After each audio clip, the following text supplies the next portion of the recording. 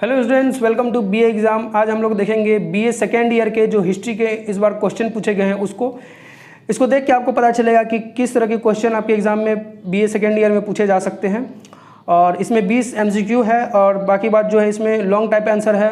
वो सभी आपको इसका जो जितने भी आंसर हैं, एमसीक्यू का तो आंसर मैं यहाँ वीडियो में बता दूंगा, लेकिन लॉन्ग टाइप क्वेश्चन के जो आंसर है उसका जो है आपको वीडियो मिल जाएगा इसी चैनल पे, इसलिए चैनल को जरूर सब्सक्राइब कर ले। चलिए देखते हैं कि आपके बीए सेकेंड ईयर में किस प्रकार के क्वेश्चन पूछे जाते हैं। 20 लगभग एमसीक्यू दिए गए हैं, एक नंबर सब में दिया गया है, ठीक है।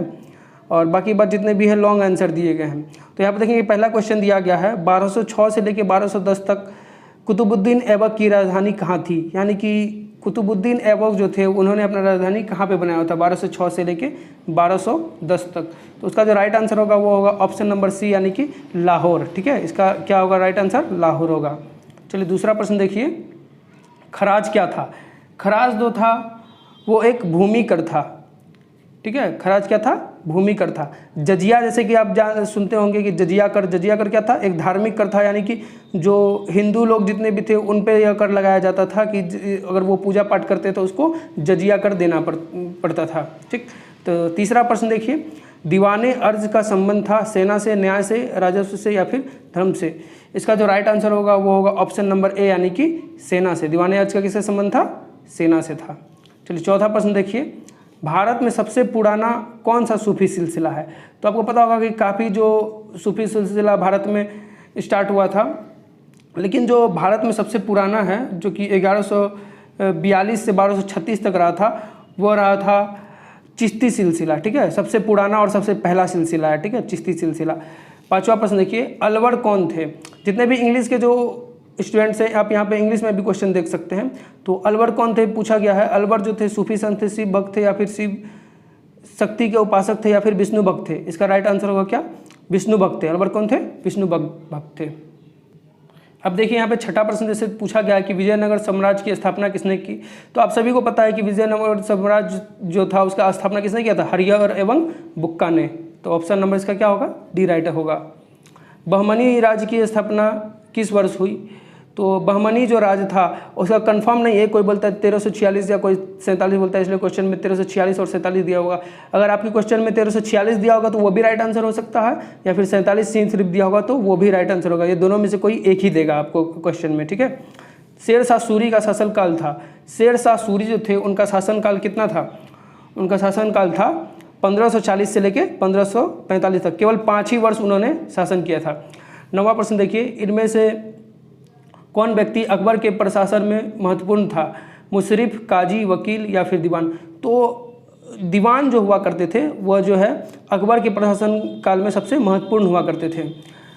सुलह कुल की नीति बनाने वाला बादशाह कौन था। सुलह कुल की नीति क्या है, इसके बारे में अगर आपको जानना है तो चैनल पे आप देखेंगे, वीडियो आपको मिल जाएगी सुलह कुल की नीति।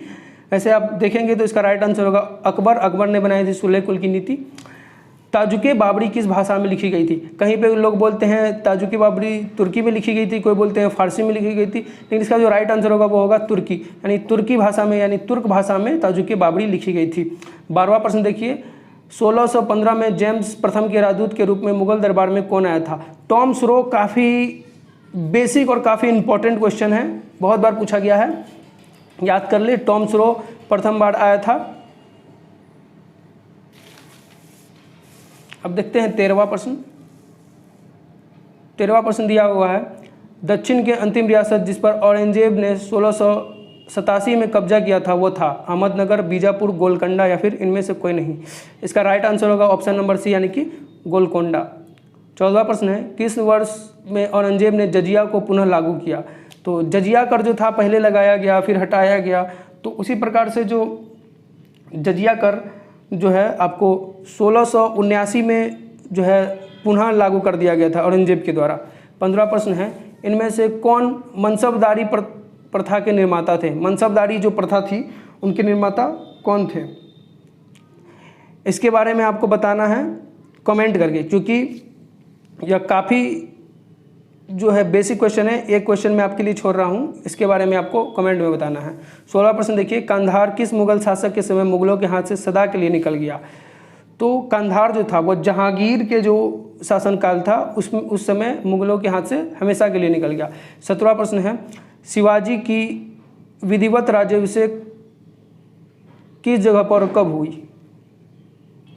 तो इसका जो राइट आंसर होगा वो होगा 1674 रायगढ़। ठीक है। 18वां प्रश्न देखें, governor and company of merchant trading into the east India company की स्थापना कब हुई?